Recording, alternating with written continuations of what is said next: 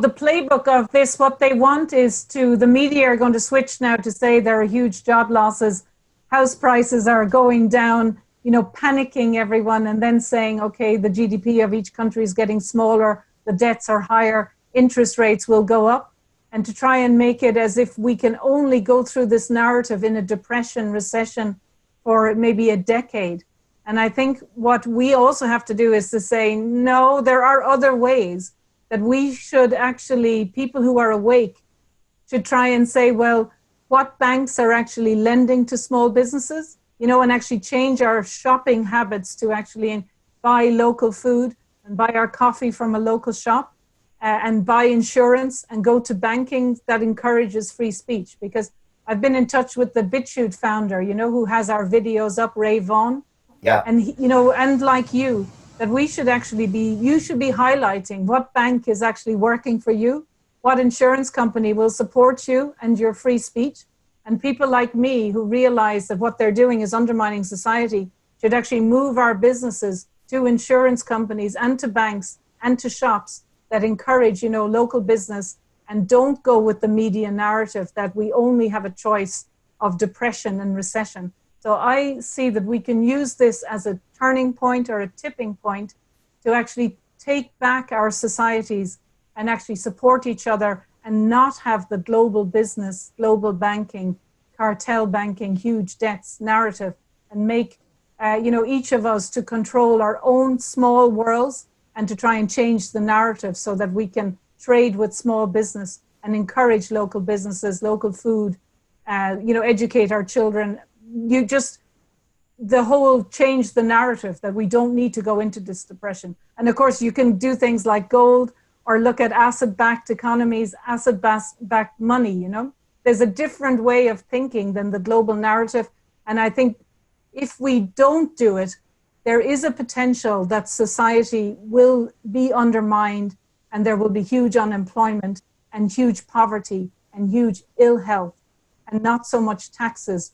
So we do have to talk about solutions now and not spiral down into their recession, depression narrative. Yeah, it's a great point. You're making some really interesting points here, Dolores. And I've had both from my perspective. I've had accountants and lawyers that are very concerned about what I'm doing. And I've also had technology platforms the same. But I've had some that are actually jumping forward and saying, we really appreciate what you do. We want to do business with you.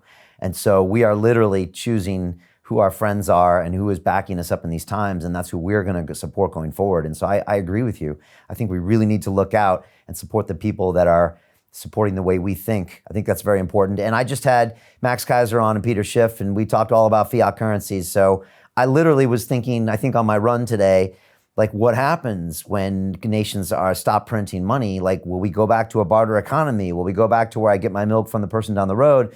Will we raise kids with the community? Will it go back to old times? Will that be so bad? I don't know. I go back and forth with these interesting narratives. So I also think, like I was coming up with a brand like custodian brand or whatever. What we need to in countries and regions actually start branding, insurances and shops that actually support freedom of speech and support local business. We have to actually move our businesses and move our insurances, move our bank accounts.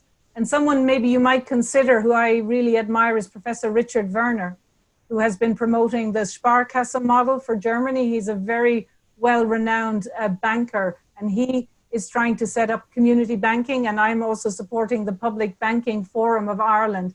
And we're trying to develop banks that would actually fund renovation of properties all over Ireland. And like integrated with potentially a credit union model. So I think that, if you look into Agenda 21, a lot of the banks are not funding renovation of property and businesses in rural areas. And they're actually undermining, let's say, farmers if they want to get loans to expand their businesses. And not so many people are making the connection. So really this coronavirus is a little bit of a distraction to a kind of undermining of societies and rural economies that has been going on for 10, 20 years. So if you are aware of the issues with banking, so I renovate properties as well, and I could not get money to renovate properties in all of rural Ireland outside of the small city centres. And that's a break on economies and it's a brake on businesses. So we need to see there is a bigger kind of agenda going on between Agenda 21 and the banking system and the healthcare system and the politicians. And not so many people are making that connection. And the spiral of unemployment and small businesses going bankrupt and people being unemployed and not being able to pay their mortgages, leading to them going away from rural communities, is part of what has been playing out over 20 years. And we need to make those connections to what's going on now because they're there.